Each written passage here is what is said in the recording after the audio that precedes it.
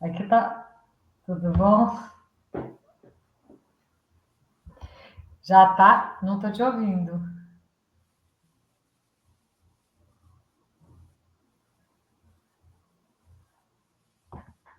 Será que é a minha?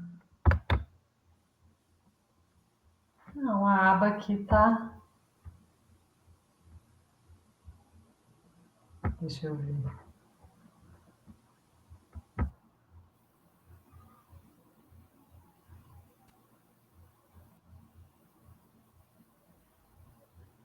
Não. Será que é alguma configuração? Vai trocar? Agora parece que fez um barulho. É, porque agora tá no fone do computador. Ah, então é o fone mesmo. Talvez ele não tá reconhecendo, às vezes acontece isso comigo. É. Mas já estamos ao vivo, aqui tá falando que tá ao vivo. Estamos ao vivo. Sério? Sério, estamos ao vivo. Já. Ah, então é backstage. É, Entendi. é o programa do Bial, só que com os defeitos. Ó. Então tá. Esperar. É que a gente entrou um pouquinho mais. Eu sempre entro um pouco mais cedo. Ah, Me escuta? escuto. Maravilha. Então, eu sempre entro um pouco mais cedo para falar sobre o que é a bancada docente, que é esse movimento, apresentar para as pessoas. Mas quando os convidados chegam antes, eu faço questão deles entrarem logo na sala, que a gente conversa um pouco mais à vontade. Terminei de ler agora um artigo seu que me deixou muito impressionado, assim, meio assustado também, porque pós-verdade e a crise do sistema de peritos me deixou, assim, porque é como se você tivesse organizado um monte de mal-estar que eu tenho sentido e não sei bem qual é o nome das características. E ali está tudo arrumadinho. Eu li há uns 3 anos, 4 anos, a pós-verdade de uma jornalista norte-americana, ela é nipo-americana, não vou lembrar, Kakutami, que ela falava sobre isso e a questão dos fatos alternativos do Trump, né? E isso eu falei, caramba, o que a gente faz agora para organizar o mundo com fatos alternativos? E mais ou menos esse teu artigo me deixa nessa situação, assim, para pensar. Tem bastante coisa para pensar. E Algumas dá para resolver, outras nem tanto. o João chegou também, o João chegou mais cedo também. Chegou? Vou chamar ele para a sala. Tem 2 minutinhos só, já são É, 58. só tá faltando a câmera dele entrar. Mas tem uma coisa também que você fala ali que eu gostei muito, que é a ideia da economia da atenção. Também não conhecia esse conceito e eu falei, caramba, numa sociedade com tanta oferta de vídeo, realmente há uma economia da atenção que a gente precisa aprender a lidar com ela. Achei interessante. Vou trazer João para a sala. Seja Boa noite, bem-vindo, professor. professor João César. Oi, Tudo bom, Letícia? Tudo bom, Máximo? tudo jóia. Tudo bem. Letícia, o nosso sistema é extremamente à vontade, né? Como se a gente tivesse se encontrado na saída da faculdade, se parou ali na frente da UERJ, né? Ou de Santa Catarina, não conheço, mas e a gente sentasse ali para conversar como é que foi a aula, como é que está o país, e aí a gente vai acertando algumas ideias. Então, fique muito à vontade, te agradeço muito pela generosidade de estar com a gente aqui, batendo esse papo, ajudar a pensar estratégias para descobrir como é que a gente sai desse trilho, né? O trem já passou, vai passar de novo. Então, para ver se a gente consegue construir. Você não sabe, a bancada docente é um grupo de professores da rede estadual do Rio de Janeiro que se reuniu pensando que já que a gente tem a bancada da bala, a bancada do boi, a bancada da Bíblia, a bancada do agro, bancada de não sei mais o que, a gente podia criar a bancada de professores e tentar construir representatividade para defender a educação pública, né? Então, é por aí que a gente está caminhando. E aí o professor João César virou uma espécie de padrinho, porque a gente usa o prestígio dele para trazer pessoas que nos façam pensar. Então, queria te agradecer mais uma vez ao professor João. Professor João, Com a palavra, fica à vontade, e depois a gente vai organizando. Boa noite, Máximo. Boa noite, Letícia. Boa noite a todos e a todas que nos acompanham. Como sempre, Máximo, é um privilégio participar dessa série que você faz uma curadoria tão impecável. É uma alegria voltar sempre e dizer que eu estou particularmente feliz hoje. Eu tenho uma admiração muito grande pelo trabalho da antropóloga Letícia Cesarino. E, Letícia, hoje aqui nós queremos mais escutá-la do que falar. Eu creio que o tipo de trabalho que você faz com teoria de sistemas, antropologia, com cibernética, é rigorosamente indispensável no Brasil de hoje, porque uma parte considerável das análises que eu vejo sobre a política digital, sobre interações na internet, são ainda muito tributárias, surpreendentemente, de um modelo do século XIX da história, que é um modelo do Leopold von Ranke, das grandes personalidades. São análises excessivamente centradas em indivíduos, ou em grupos de indivíduos, e há um desconhecimento completo da dinâmica propriamente sistêmica propiciada pelas redes sociais. Nesse sentido, uma das intenções, quando o Máximo me perguntou quem convidamos, eu falei, olha, convide a Letícia Cesarino, porque é uma ótima oportunidade para que os professores da rede municipal entrem em contato com um pensamento complexo, mas que é bastante traduzível para o nosso dia a dia, porque as dinâmicas que você trabalha em termos sistêmicos e em termos cibernéticos, todos nós, de uma forma ou de outra, experimentamos nas nossas interações cotidianas. Então, na verdade, queremos hoje, Letícia, escutá-la sobre a sua abordagem e especialmente sobre o conceito de populismo digital. Até porque eu recomendei para os professores, para as professoras, esse seu texto que saiu na revista Plural, que saiu em espanhol, não é? Quer dizer, como ganhar eleições sem sair de casa. O texto é surpreendente, é muito bom, é longo, faz uma descrição muito minuciosa e antropológica do ambiente digital, mas tem algo que não deixa de ser uma antecipação. Porque nas recentes eleições do Chile, no primeiro turno das eleições chilenas, o candidato que ficou em terceiro lugar, que é o candidato Franco Parisi, ele literalmente não colocou os pés no Chile.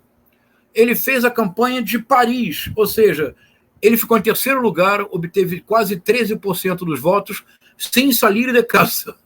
E no caso dele, o Franco Parisi não pode voltar ao Chile, porque ele tem vários processos de não pagamento de, como chama, de pensão para filhos e de fraudes fiscais. Então ele tem processos contra ele no Chile.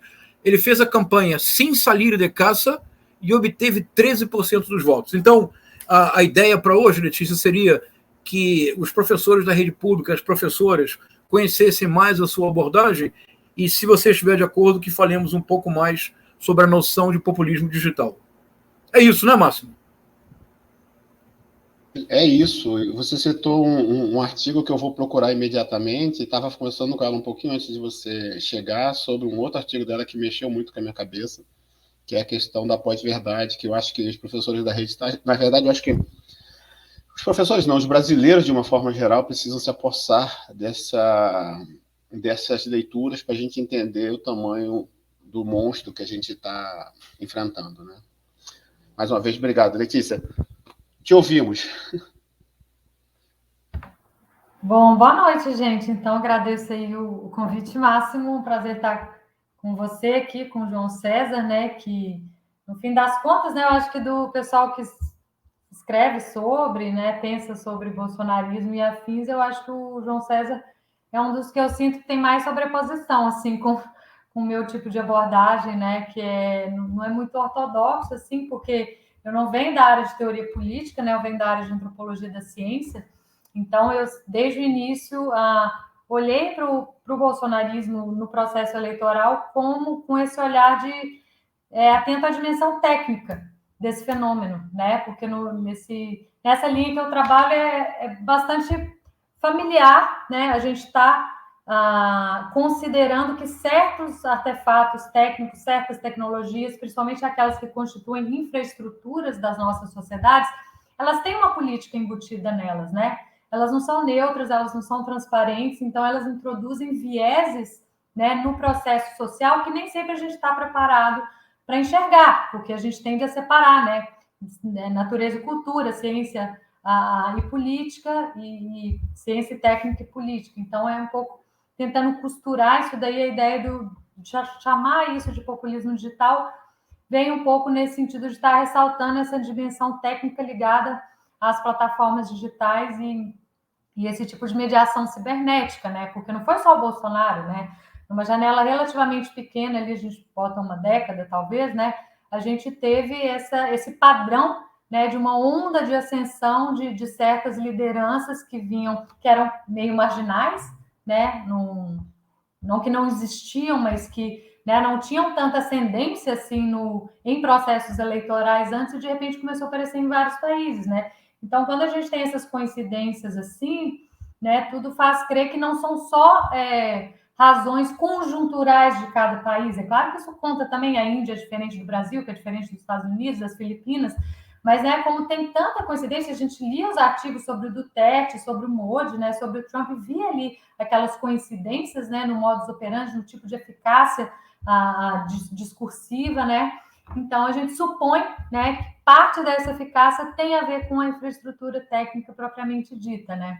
E aí é que eu fui escavar mais, ainda eu já trabalhava com antropologia digital, né, há alguns anos, mas eu fui escavar mais fundo ainda essa questão que você falou, né, Máximo, da economia da atenção, de como que a arquitetura dessas plataformas são montadas com certos objetivos em mente que não tem a ver com política, né, tem a ver com a economia da atenção, com marketing de influência, mas que, né, como essas estruturas não são neutras, elas acabam direcionando o processo político para certas direções, o que não significa determinar.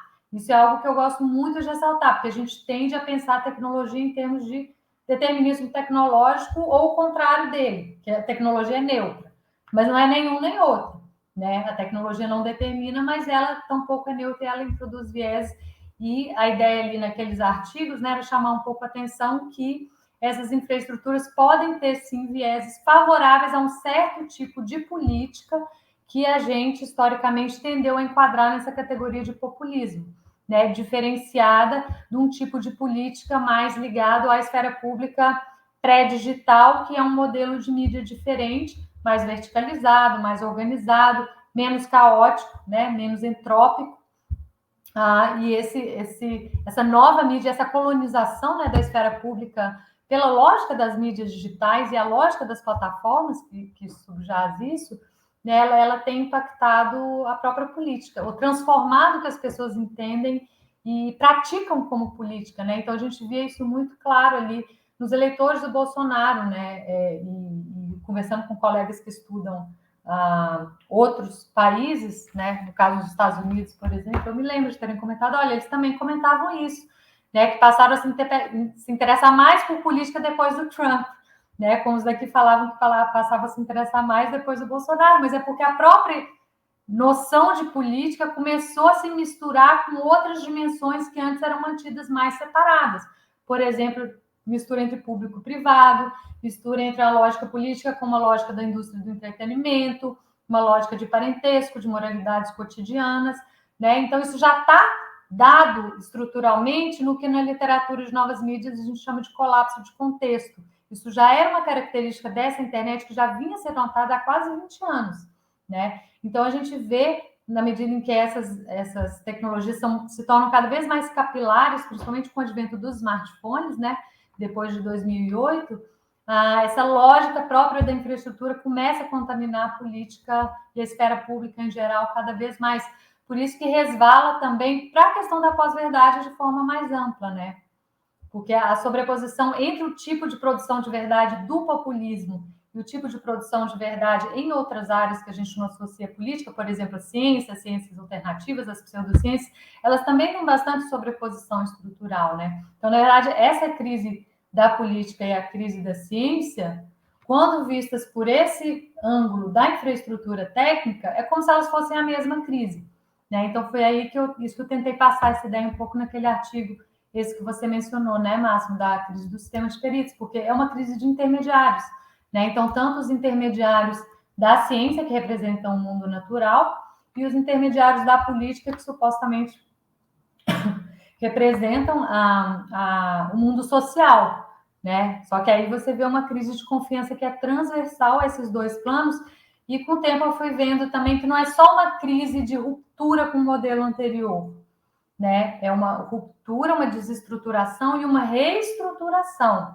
né? Porque essa infraestrutura técnica ela também tem formas de rearticular, recompor o social, recompor a política, recompor a técnica e a ciência de novas formas, né? E aí são esses estudos mais recentes aí que ainda vão ser publicados sobre tratamento precoce, enfim, eu estou tentando olhar agora menos a dimensão de ruptura do que a dimensão de reintermediação, porque essas sim eu acho que elas vieram para ficar, independente de Bolsonaro, do que quer que for acontecer independente de pandemia, enfim, são processos emergentes que vão ter né, em se mantendo essa infraestrutura de mídia, a lógica principal dela, a gente já começa a vislumbrar padrões que talvez se tornem mais estruturantes, né, das nossas esferas públicas e da própria democracia, né.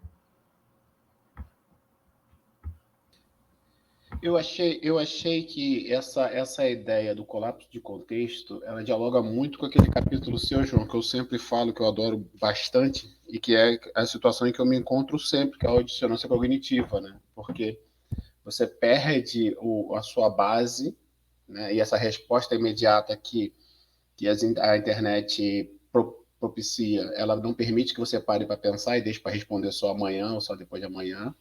Então, a gente entra num ato contínuo que inviabiliza, de novo, né? Transforma aquela coisa pós-verdade, fatos alternativos, transforma tudo isso num material que, para a gente se apoiar, fica muito difícil. A ideia é descobrir uma solução para combater isso. É o que a gente está fazendo aqui já quase um ano, João, já que a gente está tentando descobrir um caminho para a resistência, né? Me ocorreu agora, Máximo, que nós podemos ter como patrono da série um poeta espanhol chamado Antonio Machado, que num famoso poema dizia: caminante não há caminho, el camino se hace al andar. É um pouco a nossa situação, não há caminho. Você mencionou dissonância cognitiva, deixa eu dizer algo sobre isso. Eu quero retomar um ponto que a Letícia destacou agora, que eu acho rigorosamente fundamental. Há uma questão da dissonância cognitiva do Leon Festinger, que é um livro de 1957, e que é um dos livros decisivos para produzir, no campo da psicologia social, sobretudo, um autêntico turning point, que é a chamada Cognitive Revolution, quando progressivamente esse campo foi se afastando do behaviorismo e foi se concentrando em processos internos de pensamento. Era a Cognitive Revolution. Há um conjunto de autores na década de 50, final dos anos 50, que de maneira muito fascinante, todos eles estão investindo na ideia da racionalidade e da coerência. Então a ideia central dele é que os atores sociais, de uma forma ou de outra, eles procuram coerência. Então quando Leon Festinger escreve o seu livro, A Theory of Cognitive Dissonance, o principal objetivo dele é mostrar quais são os procedimentos pelos quais alguém que se descobre numa situação de dissonância cognitiva, o que ele realiza para superá-la, ou seja, para pelo menos ele poder acreditar que ele voltou a ter consonância. Então, em última instância, a teoria do Leon Festinger é uma teoria cuja principal finalidade é superar a dissonância cognitiva. Toda leitura que eu faço do Leon Festinger consiste, na verdade, num olhar malicioso, de compreender que nessa Cognitive Revolution do final dos anos 50, havia um otimismo tipicamente norte-americano. Se eu me permitisse uma maldade que eu jamais farei em público, ou seja, escrevendo, eu diria que é uma espécie de Norman Rockwell da teoria psicológica. Se vocês pensarem nas telas do Norman Rockwell, é literalmente o American Way of Life no seu momento áureo, que é a década de 50. Uma felicidade completa, cores iluminadas, desenhos perfeitos. Mas no último capítulo do livro, se você lembrar, Letícia, no último capítulo do Leon Festinger, ele chama atenção para um dado que ele não desenvolve. Ele diz assim: é preciso reconhecer, no entanto, que há pessoas com uma enorme tolerância para conviver com dissonância cognitiva. E ele diz, essa tolerância pode depender do tipo de informação que a pessoa busca. Porque diz o Leon Festinger, ainda nas suas páginas mais otimistas, que há duas formas de reagir quando alguém percebe que está em dissonância cognitiva. Isto é, isso basicamente quer dizer que os atos contradizem a crença. Como reunir, mais uma vez, as palavras e as coisas? Há duas formas, diz o Leon Festinger. Você questiona uma informação que contradiz a sua ação, ou você somente busca a informação que reitera o seu desejo de consonância. Ora, o segundo ponto, Letícia, é puro bolsonarismo. Ou seja, você apenas buscar se informar em redes que confirmam o seu viés prévio. Mas diz o Leon Festinger que isso é feito para retomar a consonância. O que eu estou propondo é que o universo digital e as redes sociais representam um caso radical do aspecto deixado de lado pelo Leon Festinger. Ou seja, uma enorme tolerância para com a dissonância cognitiva. E isso se realiza, segundo o próprio Leon Festinger, por dois procedimentos. E esses dois procedimentos constituem a matéria-prima de muitas análises da Letícia. Veja se você concorda, Letícia. Os dois procedimentos principais do Leon Festinger. Se você é exposto ou exposta a uma informação que deixa claro a dissonância entre crença e ação, você esquece ou ignora esta informação. Se você encontra uma fonte alternativa de informação que, pelo contrário, reforça a sua imagem desejada de consonância, embora ela não haja, você valoriza esta informação. Em alguma medida, a economia da atenção do populismo digital, proponho para você, Letícia, é uma retomada inesperada deste aspecto do Leon Festinger, com uma diferença. O Leon Festinger via nesse procedimento um sujeito racional que, de maneira sincera, busca a consonância. Eu proponho, nós precisamos virar o Leon Festinger de cabeça para baixo para torná-lo atual. É a primeira proposta. Depois eu tenho uma provocação para você, Letícia, sobre uma questão que me parece rigorosamente fundamental dentro do que você mencionou, que é a crise da mediação. Mas começamos aqui. Sim, concordo totalmente. Já te ouvido falar, né? Você traz bastante o Festinger, eu acho que com certeza. Eu acho que um outro autor aí, escrevendo na mesma época, eu acho que complexifica até mais um pouco, que é o próprio Bateson, bom, como você sabe, influência grande para mim, né? Porque ele não pega só pelo lado cognitivista, né? Ele pega pelo lado da cibernética, porque ele não foi influenciado, ele foi um influenciador da cibernética, né? Então ele me permite juntar assim esses dois lados, né? O lado da técnica e o lado da cognição humana, que realmente são aspectos essenciais e que a antropologia tem deixado muito de lado, né? A minha ideia é um pouco resgatar, eram 4 campos antes, né? E esses dois eram o homem em sua integralidade, né? O fenômeno humano em sua integralidade, a coisa foi se fragmentando, mas eu acho que hoje é a hora da gente estar retomando essa análise mais integral e a dimensão técnica e cognitiva, elas acabam ficando meio de lado. Eu acho que a gente tem que trazer, sem medo do determinismo biológico, sem medo do determinismo tecnológico, porque não se trata disso, né? Então, eu acho que a sua visão de trazer, né, e essa ideia de virar do avesso me parece fazer sentido, mesmo porque o momento histórico é outro e a infraestrutura de mídia é outra, principalmente no sentido ou num dos sentidos de que esse é um processo que é compartilhado com a máquina, né?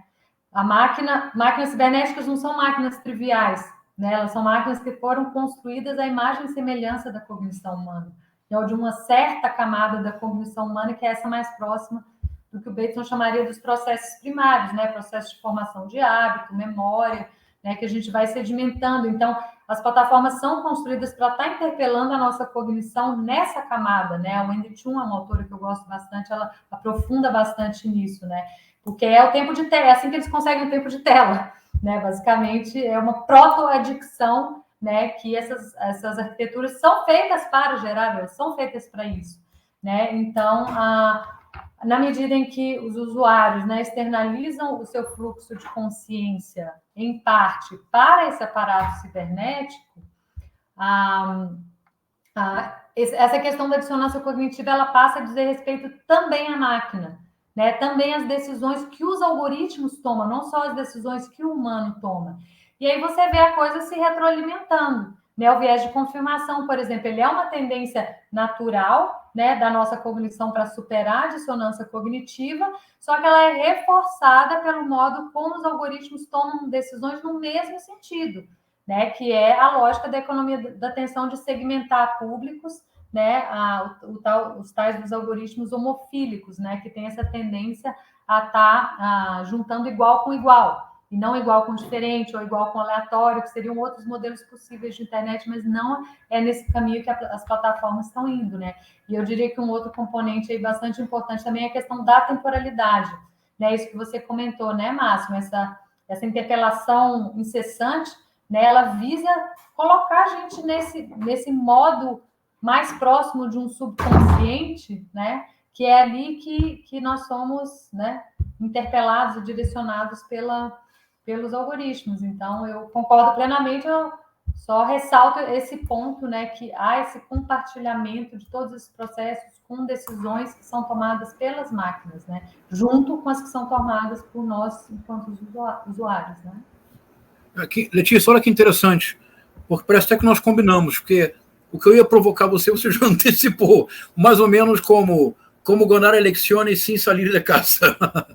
Só que a diferença é que eu não sofro nenhum processo. Eu posso viajar para onde eu quiser.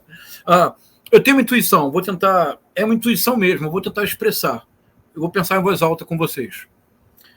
Me parece que o avanço da extrema-direita transnacional e a força do conceito que você propõe de populismo digital se deve a uma afinidade estrutural não necessariamente planejada entre o universo digital, compreendido como um sistema cibernético, e a visão do mundo da extrema-direita. Eu explico. Estou pensando em voz alta mesmo. 2 pontos são fundamentais, me parece. Quer dizer, o primeiro deles, você mencionou no início. Eu acho que é rigorosamente indispensável compreender que hoje há uma crise da mediação. Se lá atrás o Michel Foucault pôde dizer que a modernidade é, sobretudo, a crise da representação clássica, eu acho que nós podemos dizer que o contemporâneo é uma crise da mediação moderna. Por exemplo, na minha disciplina, eu sou professor de literatura. Nesse sentido, como você, eu sou um outsider.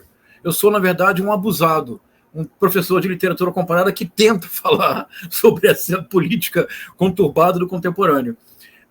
No século XVIII, quando pela primeira vez o objeto livro se torna popular, porque há novas técnicas que tornaram o objeto livro barato, acessível, mais ou menos como o iPhone a partir de 2008.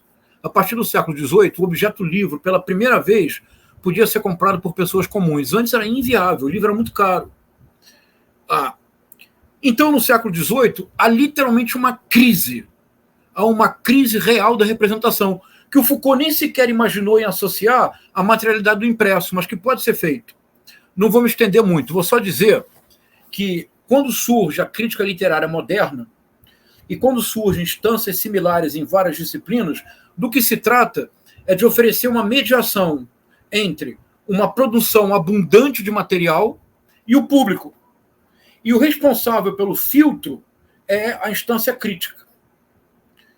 Em alguma medida, ocorre o mesmo no plano da política, porque o século XVIII vê o surgimento da massa como agente político e causa um autêntico pânico nos homens de letras do século XVIII e XIX. É muito engraçado, como mesmo os que nós consideramos mais progressistas, todos se horrorizaram, por exemplo, com a Comuna de Paris. Eram todos contra, porque era uma massa que surgia e não era controlável.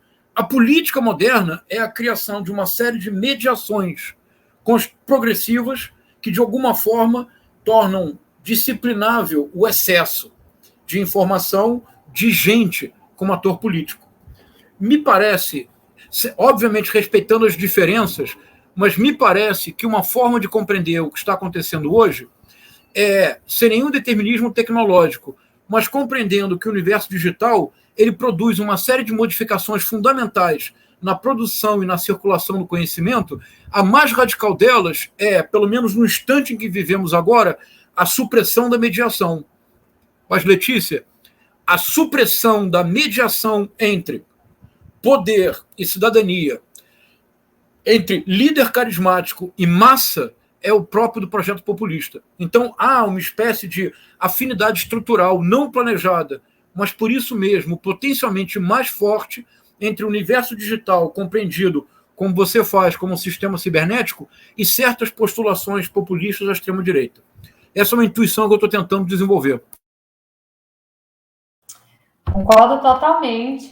Eu acho que é bem por aí. Tem uma convergência estrutural muito forte, né, entre esse tipo de infraestrutura de mídia e esse tipo de política, né? Não que atores que atuam nos moldes da democracia liberal, né, de modo mais normativo, não tenham chance de estar ali, de estar até ganhando eleições ali, mas é uma infraestrutura que vai sempre dar uma vantagem comparativa para esse tipo de política não liberal ou populista, enfim, tem várias controvérsias aí sobre qual termo usar, mas definitivamente é algo que vai de encontro à normatividade da esfera pública, tudo aquilo, né, que a gente conhece. Agora, concordo e faria de novo mais um passo à frente, que é até algo que lá atrás um colega que eu colaboro, assim, que é da área de engenharia de sistemas, ele é de exatas, assim, mas eu fico testando várias dessas hipóteses de entropia, teoria da informação cibernética com ele, porque supostamente são sistemas que funcionam ali, né, de modo ressonante. E ele me chama atenção para algumas coisas que eu achei interessante, e uma dessas foi essa. Ele falou: Letícia, sim, existe essa crise dos mediadores, ela é transversal, mas você está falando isso de um certo ponto de vista dentro desse sistema, porque você vem desse lugar, né? Eu venho desse lugar, eu sou acadêmico, eu sou, né, progressista, mas olhando do ponto de vista global, não é só a entropia que está acontecendo, não é só a desorganização, não é só a crise dos intermediários, porque você tem reorganizações acontecendo. Ou seja, o que está acontecendo ali? São novos intermediários emergindo, né? E foi a partir daí que eu comecei a olhar mais para esse aspecto, né? Porque não é só o líder populista, né? Algo que a gente vem observando até nesse projeto que eu estou agora, que tem um componente computacional também sobre o Telegram, a gente vê claramente ali que são 3 camadas: o usuário comum, claro, que é super importante, a liderança populista, que agrega aquelas redes, né, aqueles vários segmentos da rede, e os intermediários, que são os influenciadores, os donos de canal, né, porque são eles que vão estar fazendo a manutenção da rede, né, e requentando e cultivando e recultivando esse viés sistêmico, né, do tipo de informação que vai estar ali naquele ecossistema onde os usuários estão, né, e que acaba, no caso extremo, como o do bolsonarismo, né, mais radicalizado, acaba virando meio que um mundo à parte mesmo, meio que um ecossistema, como você colocou ali, né, onde a dissonância cognitiva vai estar sendo resolvida entre eles ali, tudo que é a red pill, né, e tudo que vem de fora dali, que poderia contestar aquela visão de mundo, já tem uma caixinha para ela, que é a caixinha da fake news, que é a caixinha da conspiração X ou Y, enfim. Então, e além disso, outras séries de mediadores bastante importantes são as próprias infraestruturas técnicas, né? São os próprios algoritmos e a forma como eles constroem novas socialidades, né, novas subjetividades que estão também em linha com uma deriva mais que a gente chamaria de populista. Sim, eu só diria que talvez uma diferença com relação ao populismo histórico, aos populismos históricos mais clássicos, tá? O fato de que o loop, né, a causalidade circular, não que ela não existia, né? No Getúlio Vargas da vida, no Hitler da vida, né? Os analistas do fascismo falam isso, né? Que o líder ele sente a multidão e ele adapta o seu discurso, né? Para criar realmente essa experiência de equivalência quase completa entre massa e líder, né? Só que aqui você já tem um aparato cibernético que tem essa causalidade circular, né? Então ele ajuda, né, nessa coemergência, nessa co-constituição entre líder e seguidores, e talvez eu ousaria dizer que ele até dá mais proeminência, talvez, à causalidade público-influenciador, no caso Bolsonaro, enfim, do que, não sei se mais, mas talvez mesmo tanto quanto, ou seja, o Bolsonaro, alguém como Bolsonaro, como o Trump, ele é tanto influenciado quanto influenciador. Então, quem é o líder populista? E aí é que eu acho que a caixinha heterodoxa da cibernética ajuda a gente a ver que pode ser que haja movimentos políticos que não tenham sujeito. Eles são o sistema, né, o líder, os usuários, os influenciadores e os sistemas algorítmicos, porque sistemas algorítmicos se comportam e tomam decisões, tanto quanto são também sujeitos nesse sentido. Então, esse combo aí que eu acho que é o bolsonarismo, por exemplo. Não sei se você está de acordo. É assustador. E é fascinante porque o movimento é, sobretudo, antissistêmico. Em tese. Porque... Sabe o que eu estou pensando, João? É um clichê da literatura, mas eu não consigo deixar de pensar no duplo pensar do Orwell, né? Assim, eu estou vivendo num cara que ele fala sim, não na mesma frase, e eu entendo sim e não como coisas diferentes, nenhuma, e elas não se anulam. Muito pelo contrário, consegue se reforçar. Né? E é mais ou menos, ouvindo a Letícia falando, eu te ouvindo já com algum tempo, lendo o livro, essa sensação que eu tenho é que eu estou vivendo eles conseguiram implementar o duplo pensar, né? Aquela fantasia de 1984, e está funcionando maravilhosamente bem, porque o cara pode dizer, eu sou contra o Centrão, mas agora eu sou PL, eu sempre fui Centrão, e a gente entende essas informações separadas sem que elas se anulem. Né? Eu acredito tanto quando ele diz... Eu não, mas enfim. Eu acredito tanto quando ele diz que não era Centrão, que ele veio para mudar, e acredito quando ele diz que não veio para mudar, que ele já sempre foi Centrão. Assim, eu estou acreditando em tudo. Né? E como desmontar essa armadilha, né? E eu acho que no artigo, essa ideia que você traz, Letícia, que é claro, né? Você está desmontando tudo, mas algo vai surgindo, né? Então, assim, você troca, no teu artigo você troca as ONGs, por exemplo, pelos pastores, né? Outro pessoal vai assumindo, porque não existe vazio no poder, né? Então, se saiu, entra alguém para pegar esse lugar, né? Que é agora uma das cidades que mais recebeu verba das emendas secretas, sei lá como é que chama, foi a cidade lá do Lira, né? Então é isso, né? A gente está nesse universo onde você destrói, mas alguma coisa vai entrando no lugar. Pensar esse duplo pensar, João, como é que a gente faz, gente de literatura, para voltar ao verbo? Interessantíssimo, Máximo. Eu vou pensar em voz alta. Você sabe que eu nunca tenho resposta para nada. Aliás, a nossa profissão é ótima, não é, Letícia? Porque nós recebemos salário para cultivar a ignorância, é uma coisa muito boa, não é? Nós estamos sempre aprendendo. Vou pensar em voz alta, então vamos pensar junto com a Letícia. Eu tenho a impressão que, para a situação contemporânea do universo digital, a noção do Gregory Bateson de double bind é mais interessante. Vamos lá. Porque o duplo pensar, em 1984, ele é característico de um Estado totalitário, no qual as pessoas não podem mais pensar e nem ter sentimentos. Se você se recorda, logo no início do romance, há a tela que domina, que está na casa de todas as pessoas. O personagem, ele começa a escrever um diário, ele se emociona simplesmente em começar a escrever, isso modifica radicalmente a consciência que ele tem da posição dele, mas para fazê-lo, ele precisa encontrar dentro da casa um ângulo no qual ele não seja flagrado pela televisão. Isto é, o duplo pensar é o característico de sociedades totalitárias sem nenhuma espécie de atividade assegurada ao cidadão, à cidadã. O problema do populismo digital, como a Letícia estuda, e ela disse algo muito interessante, em última instância, quem influencia quem?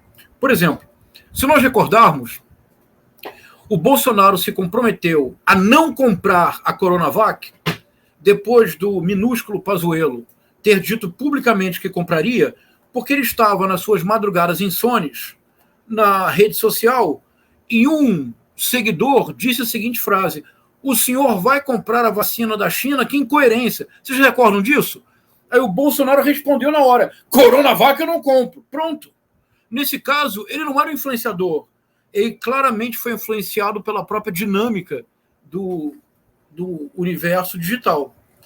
Então, o universo digital tem essa característica peculiar, é que os agentes não são apenas passivos, recebedores de informação, eles são ativos, eles são capazes de influenciar os centros de decisão. É muito mais complexo.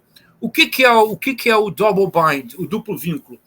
É uma noção que o Bateson desenvolveu num fascinante ensaio que ele chama para uma teoria da esquizofrenia. E não se trata de toda e qualquer esquizofrenia, para um tipo específico que resulta de um determinado tipo de comportamento dos pais em relação a crianças. E é o comportamento de dar comandos contraditórios simultaneamente. faça isso, não faça. O pai diz, pode, a mãe repete, não pode, e a criança não sabe o que fazer. Mas isto, por si só, não é o centro do double bind. O centro do duplo vínculo, que nem sempre se destaca com rigor, é que o duplo vínculo se torna potencialmente problemático como desestabilização psíquica se a pessoa que é vítima do duplo comando não puder verbalizar a incoerência. Isto é, se eu dissesse para você agora, Máximo, continuemos ano que vem a série. Você diz sim, eu digo não, Máximo, em nenhuma circunstância. Se eu repetir isso 2 vezes, você é um homem adulto, você vai dizer, João, por favor, ou você se decide ou eu vou desligar o telefone. Pronto. Mas se você tem 3 anos de idade, 4 anos de idade, e você continuamente se encontra exposto a esse tipo de duplo comando, e você não pode verbalizar, porque toda hora que você vai dizer, mas cale a boca, faça o que eu falei, cale a boca, não faça o que eu disse. Isso pode produzir um desequilíbrio psíquico que levará a uma dependência muito grande. Me parece que na circunstância contemporânea, o duplo vínculo do Bateson é uma noção que precisa ser resgatada. Porque, Letícia, em alguns casos, me parece que a utilização do duplo vínculo não é casual. Por exemplo, no caso específico do Olavo de Carvalho, a utilização deliberada de comandos contraditórios não permitindo o questionamento, me parece que é uma técnica descrita por ele e que é uma técnica utilizada para produzir desestabilização psíquica, que é uma desestabilização psíquica a tal ponto que você não tem alternativa a não ser aceitar, sem restrições, a palavra do guru ou o comando do líder político. Então, creio que, para circunstância contemporânea, o duplo vínculo é mais forte. Mas a Letícia conhece Bateson bem mais do que eu, ela pode... Não sei se eu conheço bem mais que você, não. Tô lendo aí. É leitura para a vida inteira, né? Mas sim, eu acho que o double bind, eu acho que ele tem isso, né, da desestabilização do frame mesmo, né? Porque esse é mais um elemento, né, nessa tendência da cognição ficar igual, é um bom termo, dependente desse aparato, sendo que isso já é uma intenção, né, dessas infraestruturas, dessas mídias serem meio que parte do nosso cérebro cibernético, né? Isso já está dado na plataformização. Então, esses atores eles só têm que, né, agir taticamente ali numa estrutura que já favorece, né? Eu acho que, além disso, eu acho que tem esse elemento, sim. Mas eu tenho impressão, pensando, por exemplo, no trabalho do Piero, né, e padrões que a gente observa nos ecossistemas bolsonaristas, tem também um movimento, o bind e o double bind, eles têm, que é, né, uma afirmação e o oposto dela, tem parece ter uma outra função ali, conectada a essa, que é de circunscrever os limites do possível, do pensável, né? Então, por exemplo, essa tendência, assim, muito clara, né, nesse ecossistema de limitar por opostos. Então, Bolsonaro, Lula, esquerda, direita, né? Você cria esse atrator em 2 polos, né? Que cria um sistema onde, pensando com a teoria do caos, né? Consciência do caos, lá dentro o usuário é livre para clicar onde ele quer, para ir onde ele quer, mas isso do ponto de vista dele como indivíduo, mas do ponto de vista do sistema global, ele é extremamente fechado em termos das suas possibilidades, porque eles cercam, né, através desses os 2 flancos, né, que é um padrão de cognitivo que a antropologia estuda há muito tempo, Léo Louis Dumont, com a teoria do englobamento do contrário, a própria Gestalt, né, o Bateson trabalhou isso muito também junto com a Gestalt, né, como que o framing, né, os enquadros cognitivos que a gente faz para aprender o real, ele tem limites. Ele não pode ir para qualquer lado, ele não pode, né? Então, quando ele chega no limite, geralmente o sistema vira para o, digamos assim, vira do avesso para o seu oposto, né? Então, esses dois. E aí eu penso até no Girard também, a questão da mímese, né? Onde você tem uma espécie disso que eu tenho chamado de mímese inversa, mas eu tenho certeza que alguém já criou um conceito para descrever exatamente isso que eu tento chamar a atenção, que era uma tática muito comum no bolsonarismo nas eleições de 2018, né? Que é, por exemplo, aqueles memes binários que eu trago nesse artigo aí, né? Que a gente vê que é uma coisa, obviamente, muito bem taticamente desenhada e montada e que visa, na minha visão, estar circunscrevendo o mundo do possível e do pensável em termos desses 2, o bind e o double bind, mas aonde, né, você vai automaticamente, enfim, você vai ser instado a estar não existe uma simetria ali, né? Porque um lado é o bom, o outro é o ruim. Então, você vai ser instado a estar, né, olhando para esse sistema duplo, binário, a partir de um dos lados, que é o lado do bom, que é o que eles fizeram, assim, com muitas mulheres ali, eu acho, depois do Ele Não, né? Que eles desenharam esse lugar para a mulher de direita que não precisava seguir o comunismo, que não se identificava com aquele retrato da mulher feminista, que eles absolutamente inundaram, né, o WhatsApp e as outras redes com aquelas fotos das mulheres nuas, das mulheres fazendo xixi na rua, das mulheres, né, fazendo protesto com menstruação, enfiando crucifixo não sei aonde, que é o jogo baixíssimo que eles fizeram ali e que muito provavelmente vão estar repetindo no ano que vem também. Então, é um tipo de tática que eu acho que tem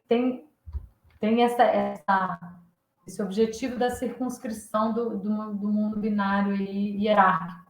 Né? E eu tendo a associar isso com um certo tipo de bind e double bind, né? Embora já seja um pouco uma extrapolação minha, porque o Bateson não coloca exatamente nesses termos. Né? Mas são os limites do framing, né? Os limites do framing. Isso. Do enquadro. Muito interessante, Letícia. Deixa eu voltar a um ponto que você mencionou, que eu acho importantíssimo, e eu não quero deixar de sugerir uma ideia para que pensemos juntos. Me parece muito importante a ideia de que há uma crise da mediação, tal como tradicionalmente concebida, que era uma mediação geralmente hierárquica, que se irradiava de um polo ou de um centro. Então, o professor universitário, o crítico literário, as instituições formalmente concebidas. Sem dúvida nenhuma, essa mediação tradicional entrou em crise. Mas você levantou um ponto que é de extraordinária importância. Isso não quer dizer que micromediações localizadas, pelo contrário, se multipliquem. Isso me recorda algo muito importante. Vou mencionar bem en passant. Eu assisti uma exposição uma vez sobre o lento declínio do Império Romano. E na perspectiva tradicional, o lento declínio do Império Romano é a desagregação do centro, claro, de Roma. Mas o que a exposição explorava era a produção artística nas periferias do Império durante esse lento declínio. E Letícia e Máximo, a conclusão fascinante a que a exposição chegava é que nós nos concentramos durante séculos na ideia do declínio do centro, de Roma, e nós deixamos de ver que, por isso mesmo, surgiram, ao longo de 2 séculos, centros regionais de produção artística que anteciparam movimentos que só no século XIII e XIV se tornaram possíveis. É notável. Então, percebe? Quer dizer, nós, sem dúvida nenhuma, a mediação como esses centros hierárquicos, isso entrou em crise. Mas a multiplicação de micromediações é muito importante. Aqui eu creio, Letícia, há uma outra afinidade estrutural não planejada. Eu não creio que esse processo possa ser planejado, mas ele é muito forte e se torna, como sistema, se torna extremamente sugestiva. Eu associaria a crise dessa macromediação, dessa mediação como centro irradiador, à proliferação de micromediações. Essas micromediações, elas dão origem a uma captura da política pelo empreendedorismo. Porque o avanço transnacional da extrema-direita me parece incompreensível sem a capacidade incomum da extrema-direita de monetizar a atividade política. Mas essa monetização da atividade política, esse primado de um certo nível de empreendedorismo, me parece que produz uma outra afinidade estrutural muito forte entre o neoliberalismo do capitalismo financeiro contemporâneo e o próprio universo digital. Então é como se houvesse uma confluência. Eu vou repetir, eu não creio que esse tipo de confluência se possa planejar, mas a confluência entre empreendedorismo neoliberal do capitalismo financeiro contemporâneo, universo digital com a linguagem algorítmica e a visão do mundo da extrema-direita, isso é uma tempestade perfeita no que se refere ao mundo político. É uma intuição, vejamos como é que você reage a ela. Não, eu acho que está no caminho corretíssimo, João César. Inclusive, isso foi o ecossistema do tratamento precoce. Isso aí até eu escrevi um artigo com o Vitor Silva, ainda já foi aceito, né, numa revista da Califórnia, da UCSD, mas ainda não foi publicado, né? Acho que só no ano que vem. E a análise, ela vai muito nesse sentido que você falou, né? Porque é a coisa do vácuo, primeiro, que o Máximo falou, porque o Bolsonaro é esse soberano paradoxal que fala que vai fazer acontecer, o povo já autorizou e ele não, né? Ele não dá o golpe, digamos assim, mas é porque o golpe já foi dado, né? Até num certo sentido. Então, outras forças vão ocupando esse vácuo, né? E sem dúvida alguma, até a vacina, ele mudar de opinião sobre a vacina e começar vacinado, ao longo de 2020, quem ocupou esse vácuo foi, de forma espontânea, e eu concordo com você, esses médicos, muitos pacientes também que se tornaram evangelistas do tratamento precoce. O Vitor fez uma etnografia muito boa em torno disso, né? Então, a gente vê que é um empreendedorismo, tem a ver com monetização de plataforma, muito fortemente, aí a centralidade do YouTube nesses ecossistemas todos, né? Porque ele é o que mais dá oportunidade de monetizar e formas, né, de monetização diferentes, mas também monetização de aumento de clientela e de telemedicina, e 1 milhão de os planos de saúde, ainda teve eleição municipal no meio, e era do interesse de muitos prefeitos estarem oferecendo tratamento precoce como uma política pública, só que uma coisa totalmente fora do que seria uma política pública de fato, né? Então, a gente até usa lá um conceito de fast policy neoliberal, que são esses pacotes, né, de best practices, ou que vão se replicando meio que, né, horizontalmente ao largo de estruturas mais verticais de política pública, etc., né? Então, eu acho que sim, a gente vê realmente uma mistura, né, na direita bolsonarista entre uma lógica de empreendedor e uma lógica política. As duas coisas não estão exatamente contraditórias ali. E um outro ponto que eu também ressaltaria é que quando a gente bota um pouco em parêntese essa série semântica mais clássica do populismo, de nação, né, povo, a gente vê que isso a gente vê no nosso projeto atual do Telegram, que a gente está quantificando também termos e, enfim, é a questão da liberdade. Eu diria que hoje o elemento da gramática estruturante do bolsonarismo mais mobilizado nesses ecossistemas é essa dicotomia autoritarismo, ditadura versus liberdade, só que eles invertem, de novo, né?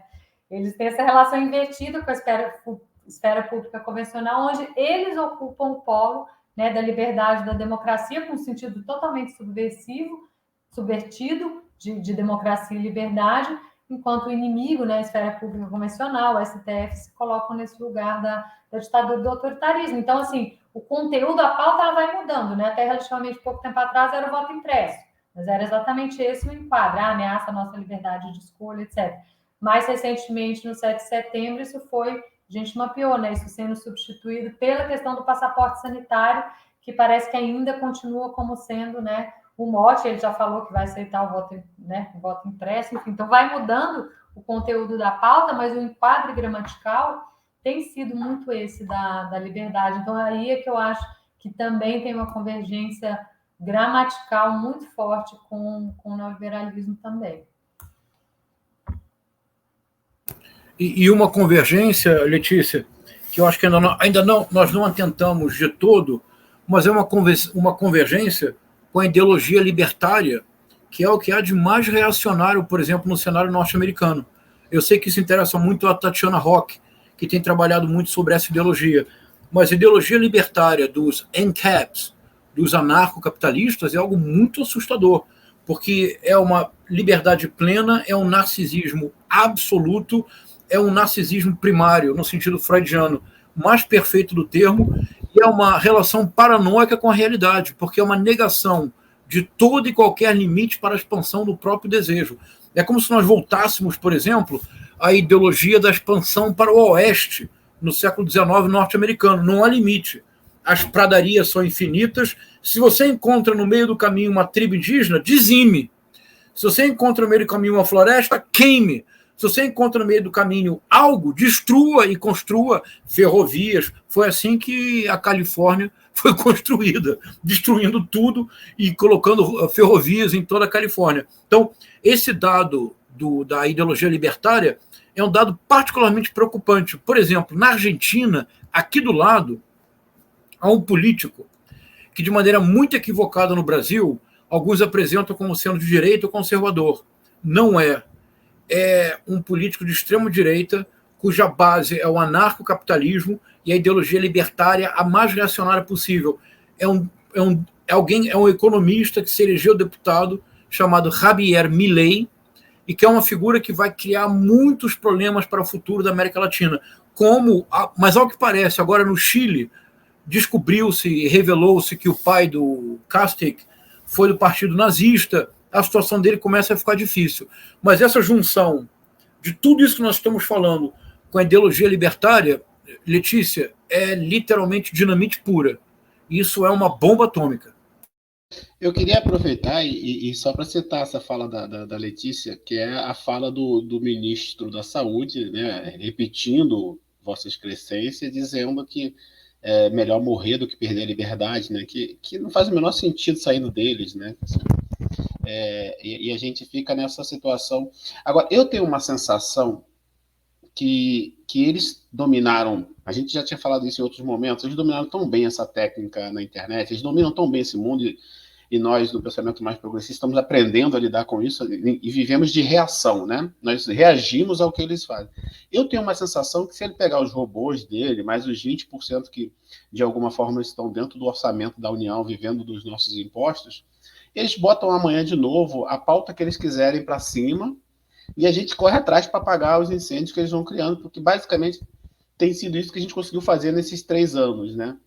Eu lembro que eu estava dando aula no Pedro II e a gente teve uma live com uma reunião com o professor, e ele, uma reunião não, uma palestra com o professor, e ele falou que aqui não se trata mais de defender o Pedro II, de defender a língua espanhola, de defender a disciplina de língua portuguesa. A guerra vai ser contra todos, então a gente vai viver desesperado, tentando manter alguma coisa de pé, enquanto eles estão destruindo a floresta, aí a gente corre para a floresta, aí eles atacam as universidades, você corre para a universidade. Então, a sensação, depois de ouvir vocês, é que assim, se eles quiserem amanhã, com o exército de robôs humanos, inclusive, que ele tem à disposição deles, eles jogam a pauta do voto impresso de novo para cima, botam 2 generais para falar alguma besteira, e aí já tem a mídia que ele precisa para construir e direcionar para onde nós vamos, né? E aí a grande questão é,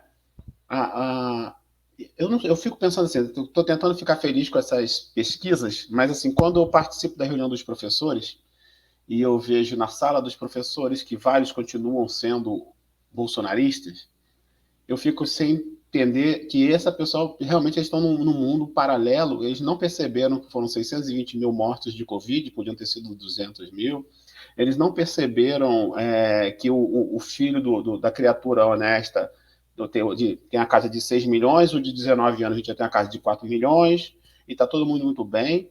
Isso não faz não entra essa informação, e são professores, né? Assim, então, até essa associação para desmontar isso aí, porque aqui, em tese, assim, claro, porque a gente está ligado pelo emocional, e como o João falou, né?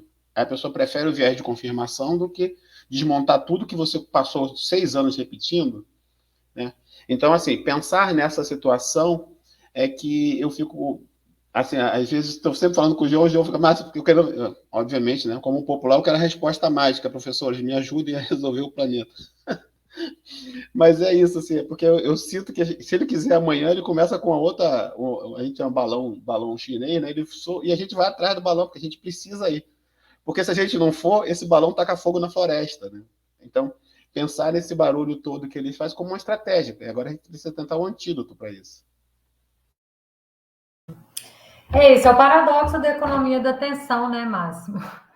Porque a gente sabe que ele faz isso, o Bolsonaro faz isso como ninguém, muito espontaneamente, né? Que é ser o atrator da esfera pública, né? Tanto para dentro, para o grupo dele, quanto para fora, às vezes de forma invertida, mas em todo caso é ele que está pautando, né? Para onde a gente vai, o que a gente discute.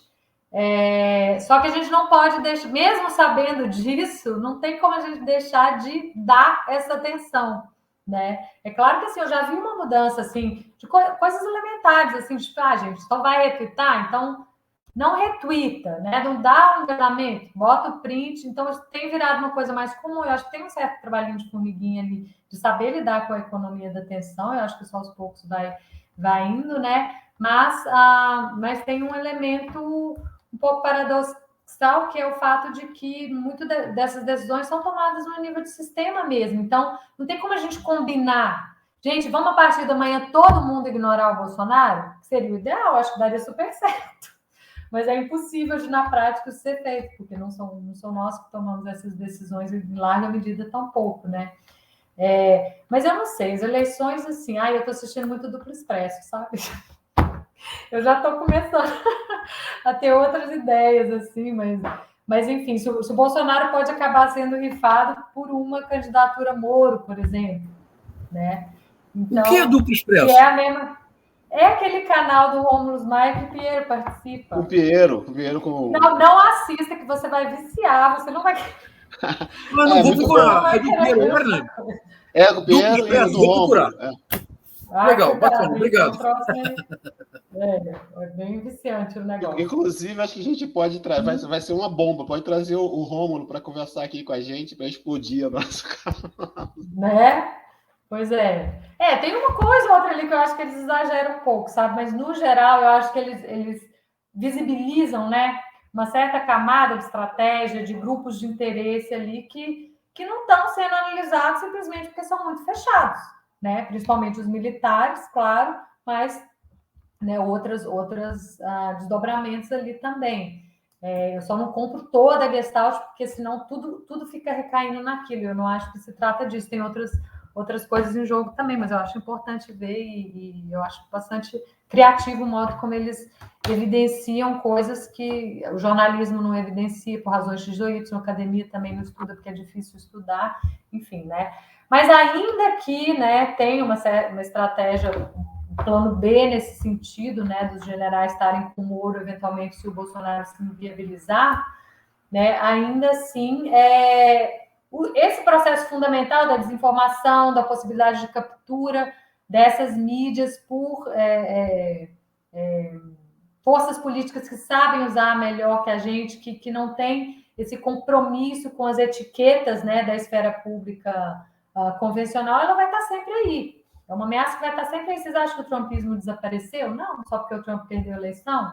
Pode estar voltando a qualquer momento, né? Então, eu acho que são várias frentes. Tem a frente da literacia digital, né?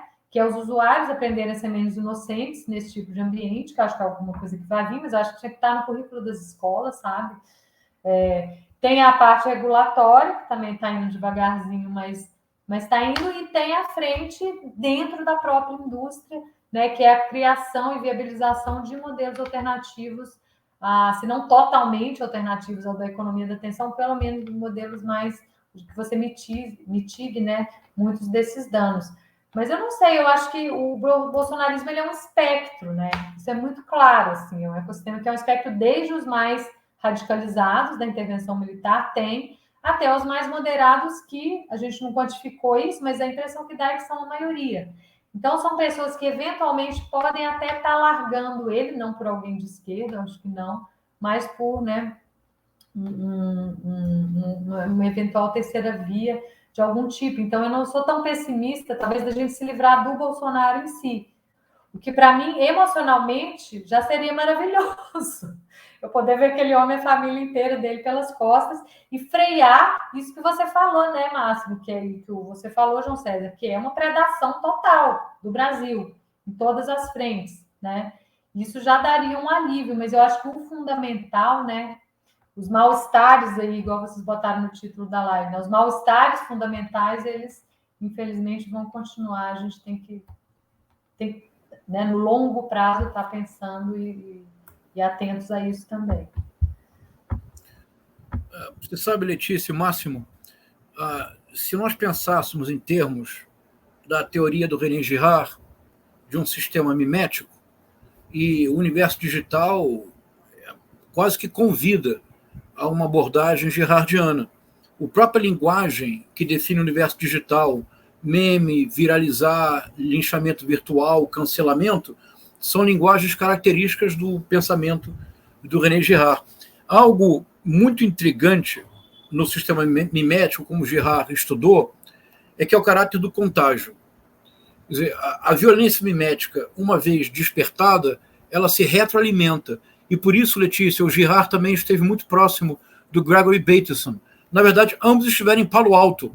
Não chegaram a se conhecer pessoalmente, mas houve um momento de aproximação das duas perspectivas. A cismogênese, para o Girard, é um típico mecanismo mimético de reduplicação. O feedback negativo para o Girard é, por exemplo, o mecanismo do bode expiatório, quando você para o excesso de informação e cria um freio que permite o sistema voltar a ter uma espécie de equilíbrio homeostático. Bom, o sistema mimético, uma vez que a violência mimética principia, como ela é mimética, ela é contagiosa. Se ela é contagiosa, ela não pode senão escalar numa espiral de violência. Essa espiral de violência, mimeticamente engendrada, ela somente pode ser resolvida mimeticamente. É quando a violência que se tornou entrópica, que está dispersa no sistema e que ameaça desagregá-lo de maneira definitiva, essa violência se torna uma energia canalizada contra um único, que é, numa definição bem elegante do mecanismo do bode expiatório, é unanimidade menos um, que é o bode expiatório. A maneira como o Bolsonaro se comporta, o que não quer dizer bolsonarismo, há diferenças. Mas a própria ação do Bolsonaro, ele tende a se oferecer como bode expiatório, porque ele produz uma espiral de violência crescente que exigirá, em algum momento, uma resolução. Não é possível que essa espiral de violência, em algum momento, não tenha um freio de ordenação e que esse freio de ordenação permita o retorno de um certo equilíbrio homeostático. Isso implica necessariamente a canalização da violência dispersa contra um. Mas o mecanismo mimético, ele é caprichoso, ele não caminha para baixo, ele somente sobe. Porque você não pode ter como bode expiatório, imaginemos, um juiz e depois voltar para um advogado de porta de cadeia. Tem que ser agora o desembargador. Depois do desembargador, tem que ser o ministro do STF. O tipo de espiral de violência que o Bolsonaro cria, ontem nós tivemos uma ilustração clara, didática, em 45 segundos. O Bolsonaro, no alto de uma caminhonete na Bahia, diz que os jornalistas fake news, mídia falsa, etc. O segurança dele, que está ao lado dele na caminhonete, se vira para a repórter e diz: se bater o microfone de novo nas minhas costas, eu quebro a sua cara. Letícia, ele está falando com uma repórter, está falando com uma mulher.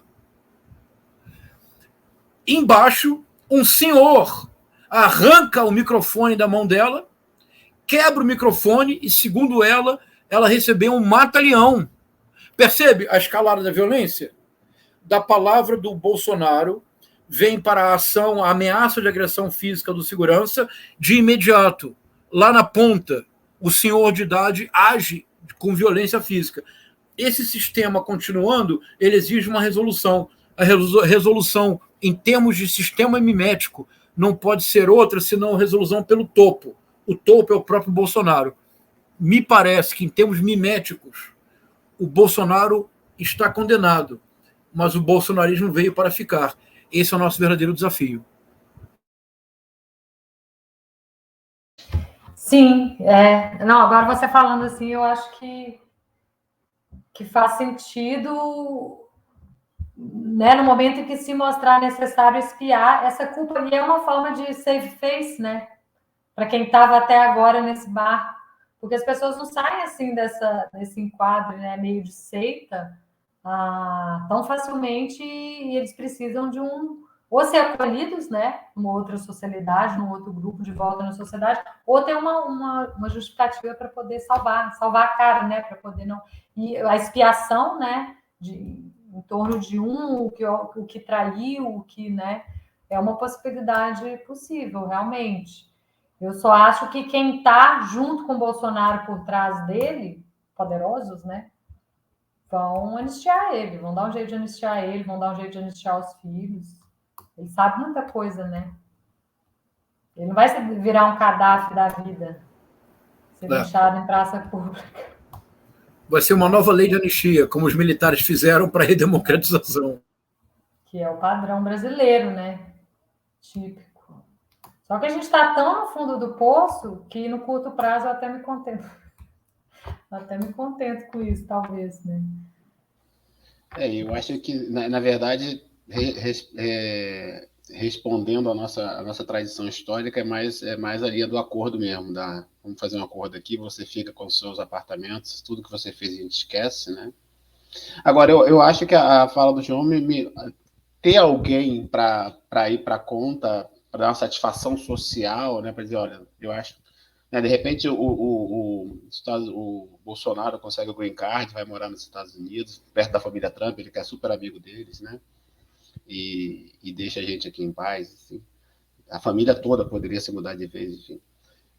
Meus amigos, estamos há 1 hora juntos e eu queria que a gente começasse a preparar. Eu sinceramente, Letícia, eu fiquei com vontade de ler mais, ler mais para a gente conversar mais, marcar várias reuniões. Eu tenho visto também suas aulas, acho que tem um curso seu disponível no YouTube, eu estava assistindo.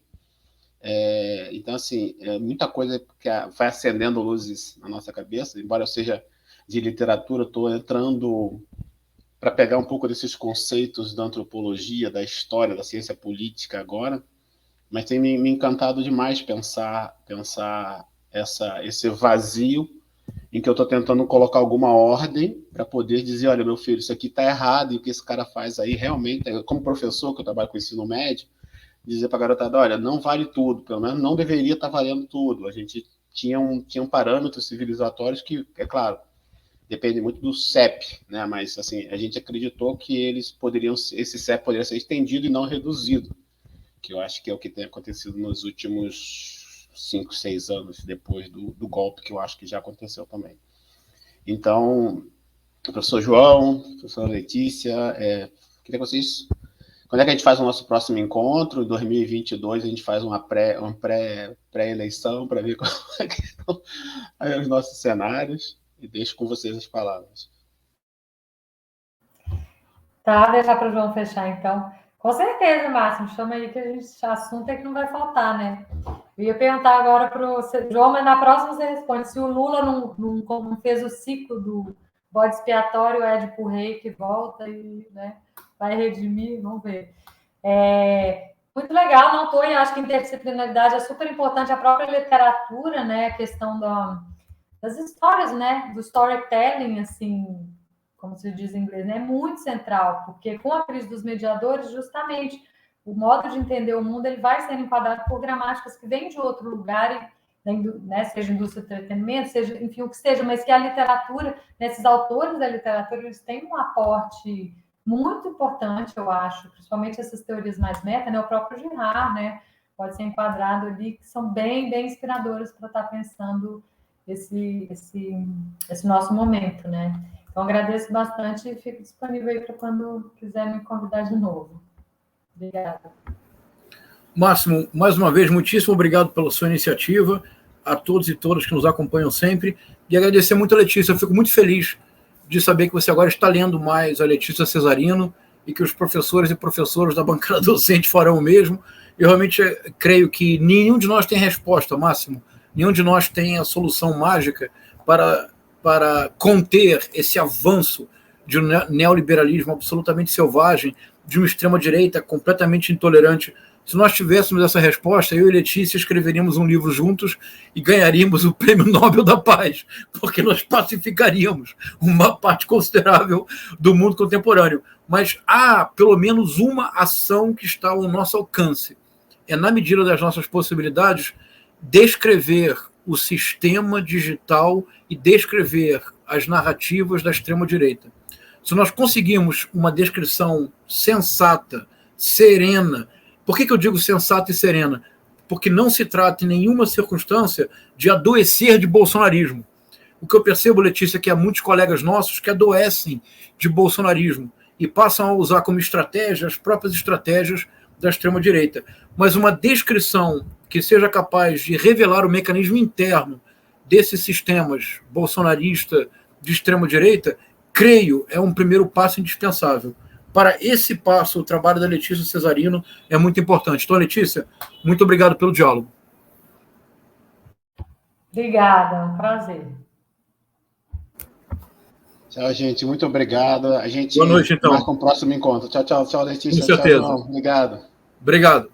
Boa noite.